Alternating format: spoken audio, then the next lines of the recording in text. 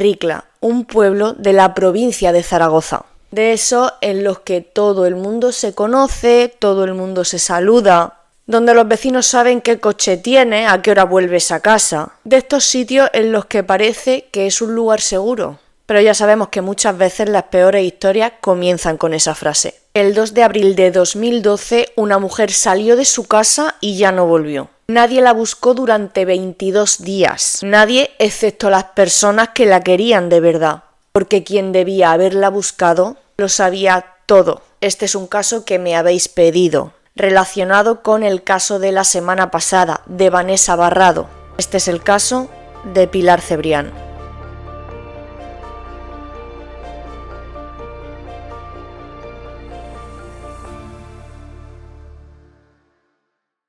Antes de nada, contaros lo que os cuento siempre, y es que mi libro Heridas sin sangre está a la venta.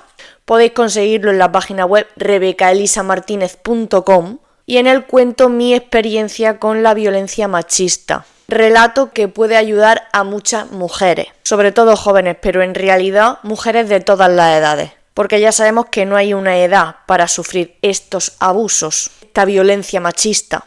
Recordaros también que os suscribáis al canal, que últimamente parece que los algoritmos están bastante puñeteros, sobre todo con los creadores de contenido pequeños que intentamos hacernos un hueco. Así que si quieres ayudarme ya sabes, dale like, déjame un comentario, suscríbete al canal, dale a la campanita y sígueme en mis otras redes sociales, Instagram y TikTok. Seguimos con el caso. El caso de Pilar Cebrián acabaría con una histórica condena en España, sin cuerpo, sin arma y con una confesión que el autor se retractó de dar. Pilar era una mujer de 52 años, una de esas personas que todo el mundo conocía en el pueblo, tenía una carnicería junto a su marido, Antonio Losilla, y los conocía todo el mundo, como ya digo. Era una mujer discreta, de carácter, firme, y para los que la conocían sabían que era sobre todo una madre que se había volcado mucho con sus hijos, ya adultos. Su primo de Barcelona era su confidente, uno de sus confidentes más cercanos. Y él decía que Pilar no podía pasar un mes sin llamar a sus hijos, que esto era impensable. Y eso era lo primero que no cuadraba. Pero Ricla es, como todos los pueblos, un escenario. Pero al final, como pasa siempre, nunca nos podemos fiar por las apariencias de cada familia. Quiero decir que por fuera podemos ver una cosa, pero por dentro puede ser algo completamente diferente. El matrimonio entre Pilar y Antonio, que parecía algo muy sólido, pues se había convertido en algo insoportable. Él la controlaba, la presionaba, actuaba como si Pilar fuera algo suyo. Ya empezáis a entender un poquito la historia, ¿no? Ya sabéis de qué perfil de persona estamos hablando. Y Pilar había tomado la decisión de separarse. No era un arrebato, era una decisión meditada y firme, incluso habían llegado a un acuerdo, convivir bajo el mismo techo 2 años más hasta que sus hijos tuvieran mayor estabilidad. Lo hacía por ellos, porque así era ella. Un sacrificio que irónicamente la dejaría atrapada en casa con el hombre que acabaría con su vida. Y aquí pausemos un segundo, porque esto es algo que se repite mucho en casos de violencia de género, y creo que tenemos que nombrarlo. La decisión de separarse en estos contextos es el momento de mayor peligro. No porque sea una decisión equivocada, sino porque para ciertos hombres perder el control sobre su pareja es algo que no pueden aceptar. Pilar lo sabía. Y aún así tuvo el valor de intentarlo. Y en abril de 2012 fue la última vez que alguien vio a Pilar con vida. Ese día la tensión en casa era máxima. La discusión final se desató por las joyas de la familia. Pilar quería llevarse la parte que le correspondía. No era solo una cuestión material, era un paso concreto, tangible, definitivo a su nueva vida. Era un símbolo de que ya no había marcha atrás. Y para Antonio, pues ya os podéis imaginar. Y Pilar desapareció. Antonio Losilla no avisó a nadie. Durante 22 días construyó una red de mentiras que iba cambiando según le convenía. A sus hijos les dijo que se había ido con unas amigas, luego que necesitaba tiempo para pensar, después que estaba en la playa. Incluso llegó a decirle a su propio hijo que él mismo la había llevado en coche a la segunda residencia de Zaragoza para crear una pista falsa.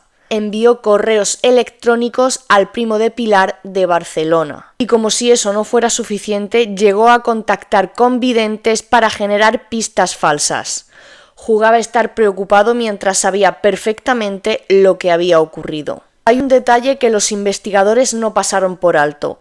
Cada fin de semana Losilla seguía la misma rutina. Recogía a un tío suyo en la residencia de ancianos, siempre por el mismo camino, pues de la desaparición de Pilar cambió la ruta. Pasó por un camino rural que bordeaba una granja aislada. Para los investigadores, ese pequeño cambio fue una señal inequívoca. Estaba buscando sitios donde esconder algo. Fue el primo de Pilar quien, harto de excusas, quien finalmente presionó para que se pusiera una denuncia. Así fue como un mes después Antonio fue a la policía a ponerla. Cuando la policía entró a investigar, inmediatamente catalogó la desaparición de Pilar como desaparición de alto riesgo. Todas las miradas apuntaban a una misma dirección. La inspección del domicilio familiar, a pesar de haber sido limpiado meticulosamente, reveló algo que no se puede limpiar del todo: 2 pequeñas gotas de sangre en la cocina. El análisis de ADN no dejó lugar a dudas, eran de Pilar. La historia de la marcha voluntaria se derrumbaba.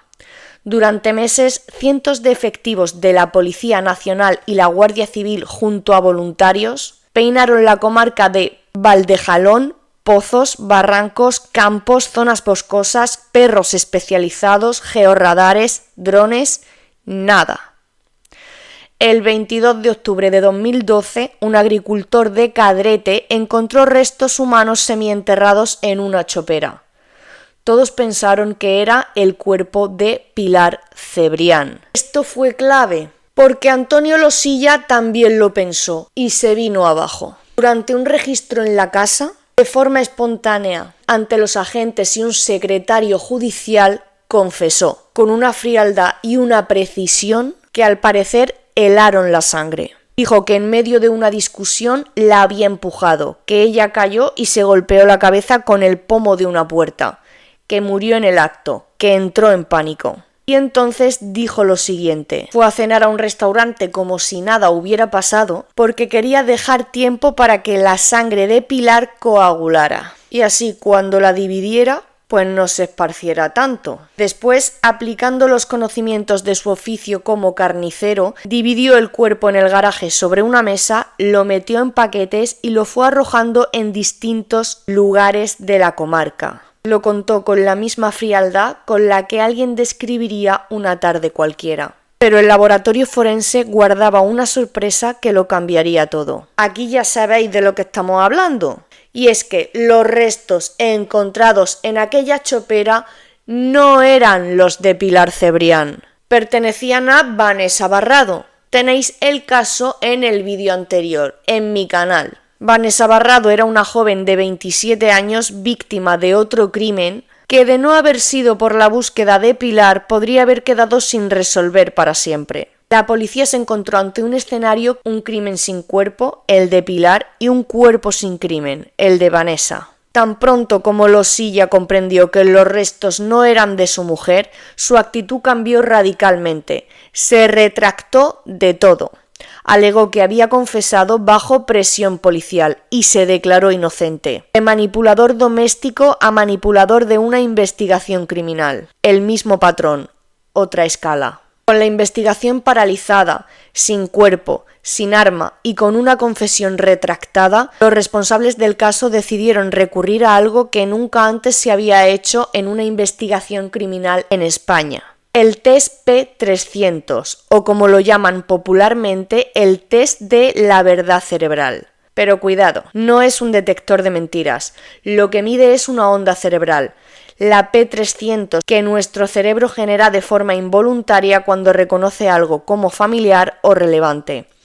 Aunque tú no quieras reaccionar, tu cerebro lo hace. A Losilla, con un casco de electrodos, se le presentaron 57 imágenes y frases relacionadas con posibles lugares donde podría estar el cuerpo de Pilar. La mayoría no provocaron ninguna reacción significativa, hasta que apareció algo relacionado con que Pilar estaba en el túnel del AVE.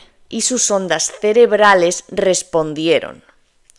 Se desplegó una operación de búsqueda en los túneles y terraplenes de la línea de alta velocidad cerca de Ricla. Una operación mediática y exhaustiva que lamentablemente no encontró nada. Y aquí llegamos a uno de los debates jurídicos más fascinantes de este caso. El abogado de Losilla impugnó la validez del test y el Tribunal Superior de Justicia de Aragón le dio la razón. Los magistrados argumentaron que la prueba P300 accede al pensamiento de alguien sin que esa persona tenga control sobre ello, lo que equivaldría a obligarle a declarar contra sí mismo. Y eso, en nuestro sistema jurídico, viola un derecho fundamental. La prueba fue anulada. El juicio contra Antonio Losilla fue histórico, el primer juicio por homicidio sin cadáver en la historia de Aragón, sin cuerpo, sin arma, sin confesión válida. ¿Cómo se condena a alguien en estas circunstancias? La acusación construyó su caso sobre 66 indicios, no 1 ni 5, 66, una red tan tupida que en conjunto solo admitía una conclusión lógica. Entre los más importantes, restos de sangre de Pilar en los desagües del cuarto de baño y en la mesa del garaje, donde según su propia confesión había dividido su cuerpo. El patrón de sus mentiras contradictorias. El cambio de ruta aquel fin de semana. Durante el juicio, Losilla se mostró prepotente, maleducado, desafiante. No mostró remordimiento, no mostró dolor. Mostró exactamente lo que era. El arco más duro fue el de sus propios hijos. Al principio, influenciados por él, lo habían defendido, con el tiempo y con el peso de las pruebas cambiaron su versión.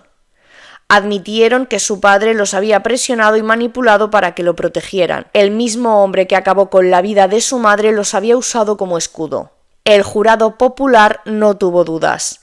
Culpable de homicidio, condenado a 16 años de prisión, 14 por el homicidio, 1 por falsedad documental y 1 más por el sufrimiento añadido que infligió la familia al ocultar el paradero del cuerpo.